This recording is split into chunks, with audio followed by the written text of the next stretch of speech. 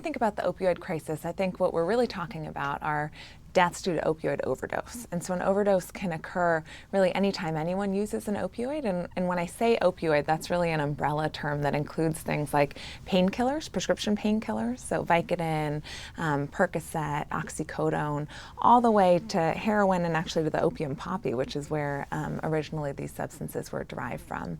So that's sort of the big term. And what we've seen in Massachusetts and across the country has been this dramatic rise in unintentional death from overdose on these drugs or medications. And while, again, this can happen anytime someone uses an opioid, most often when we see these deaths, it's due to untreated opioid addiction. So often we're really talking about right now is a crisis of opioid addiction. And one of the reasons that's so devastating and all of these deaths are so devastating is that opioid addiction is a completely treatable illness.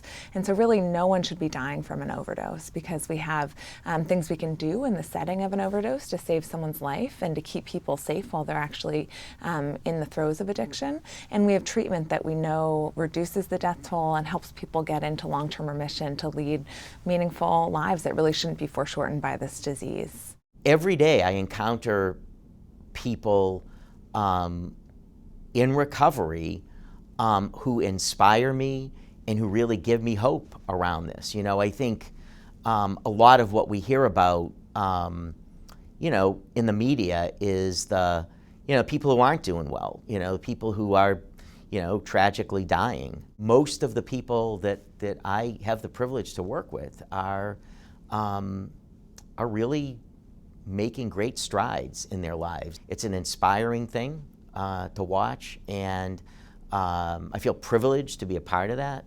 And it really gives me great hope for the future. The opioid crisis began about 15 years ago when we saw an increase in the prescription of opioid analgesics or narcotic analgesics, or sometimes referred to as pain relievers. Because we saw such an explosion of prescriptions, what we found was that more people than ever before were exposed to opioids.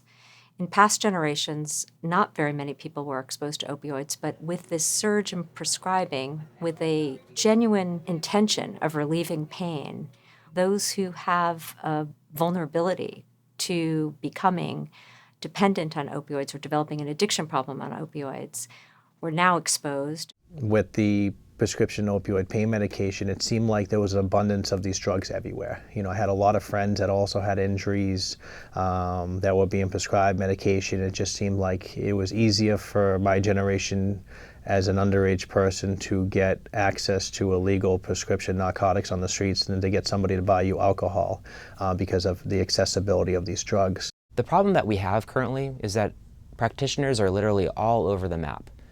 Some people will not prescribe anything for any condition, and some people will give 30, 60, 90 pills of oxycodone or hydrocodone.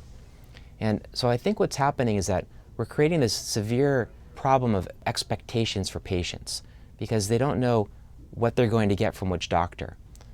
We need to do a better job with that. I pretty much started using drugs. Actually, I started drinking alcohol before the age of 14. And then eventually from there I progressed into snorting cocaine. And it was probably around the age of maybe 20 that I started snorting heroin. The opioid crisis is twofold actually. It's prescription medication and also powdered heroin, and now the introduction of fentanyl and various forms of that. So it's taken on two folds where we have to attack it from both ends. The opioid crisis, it's affecting everybody. I mean, it's in every community. It doesn't discriminate against anybody. It doesn't matter poverty, doesn't matter race, doesn't matter where you come from. Every family is affected by it.